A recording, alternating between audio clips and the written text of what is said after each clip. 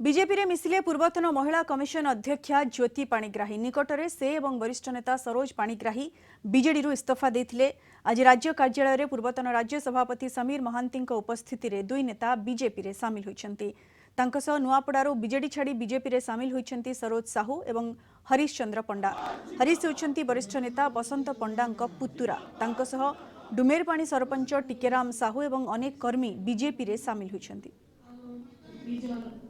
उन्नति निज अंचल विकास निज राज्य विकास निज देश विकास तेणु यही सब विकास जदि कौन सी दल परिपंथी हुए मो जीवन में से दल छाड़िया आज बाध्य होती जो स्वप्न देखुली निश्चित भाव में आशा करुच्ची मो सहयोगी बड़ भाई मैंने सांग भाई मैंने मो भौणी मैंने आम दल शीर्ष नेतृत्व निश्चित भाव मत किसी आशीर्वाद करेंगे शुभेच्छा करेंगे। समस्त युव साथी समस्त को भारतीय जनता पार्टी ओडिशा प्रदेश तरफ आपण मानकु शुभेच्छा जनाऊँगी एवं आपण मानकु मध्य धन्यवाद जनाऊँगी।